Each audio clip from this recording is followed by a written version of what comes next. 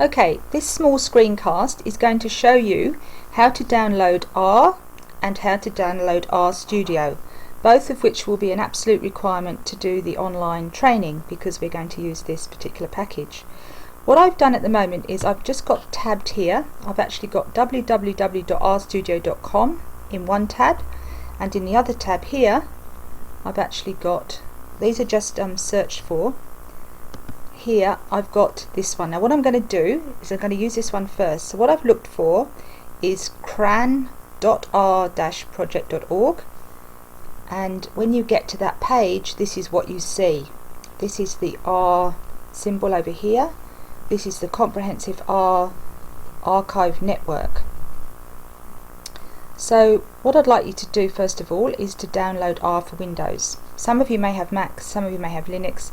This screencast is just going to follow through for Windows to keep it straightforward. So I'm going to click on there, and this is R for Windows, which is nice.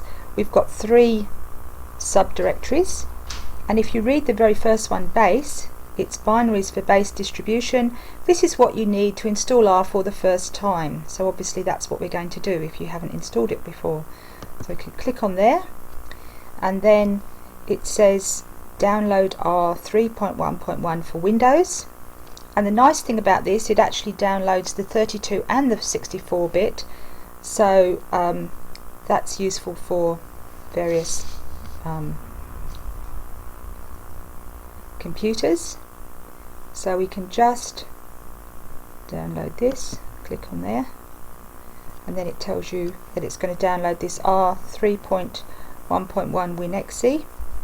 So it's going to be in our downloads, and we just say save, and you'll see that it's downloading in the bottom corner there. It's downloading, and it says it's got 3 or 4 minutes left to do. So while that's downloading, what I can do, this is our base R if you like, we can go and download the second package we need, which is the RStudio. So if I click on here, this is the page that you need to open, so you can either do a search or you can type in the www.rstudio.com. This is the front page, and again it's quite nice and easy. You can just go here to download RStudio, and you click on here, and then when you get this up, you've either got the desktop version, which is what we want, so we just go desktop, we click, and then you just slide down to see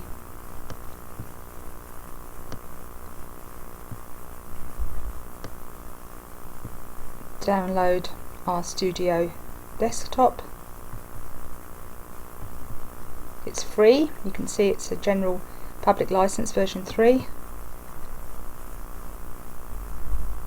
And when you get to this page, it has a little list of platforms down the bottom here.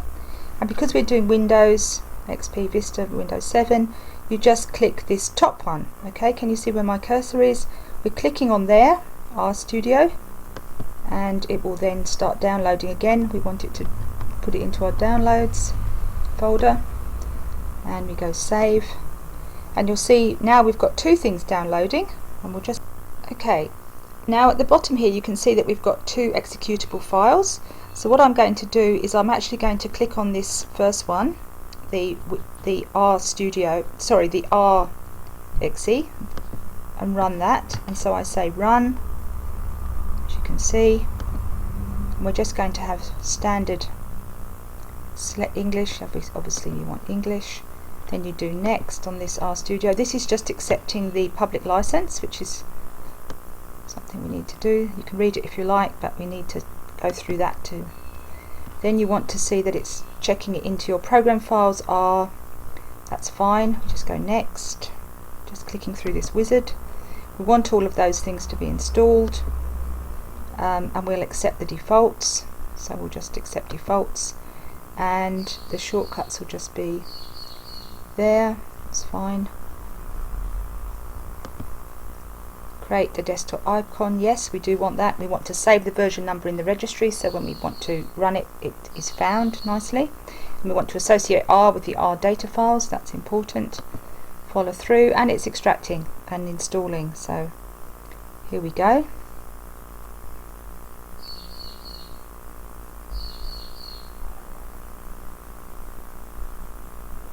we've completed that. So now we have R on our computer. Just click finish there. And then we need to go to our RStudio and do the same thing. We need to run that. So I'm going to run it. I'm going to use the wizard, yes. It's going to go into that RStudio folder, yes. RStudio. We might like a shortcut. Don't have to. Maybe we'll leave that for now, but if you want a shortcut you can install a shortcut. And we'll just install. So now we're installing RStudio itself. Doesn't take very long.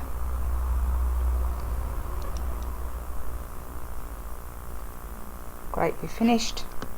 And now we're ready to go. So if we go into our programs, and we've got R, you can see R is here. And if we look for RStudio, we'll see it's there. We can click on that and it will go into RStudio. So if you see something like this when you start, you know that you've been successful. The last thing I'll just show you is what I like to do with my RStudio, which is a front end bar, is to click into Tools, click down here on Global Options, and just the first thing to do is to look at this panel layout, this 4 squares, click on there, and I like to have my source file, which is where I'm going to do my coding.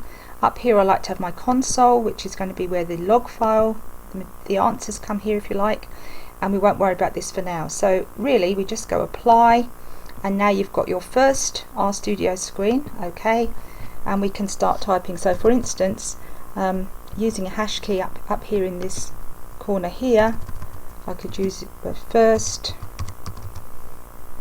R file, and then I could actually do something like 2 plus 2, and then when I run I can either highlight it and go run, and you'll see there's 4. 2 plus 2 is equal to 4, comes over into this area over here in the console, shows you it's working. And we could likewise do 2 star 3, and you can use a control enter to run, and we get the result 6. Alright, so I'm going to stop there, and then once you've got this running we can start doing some programming with R.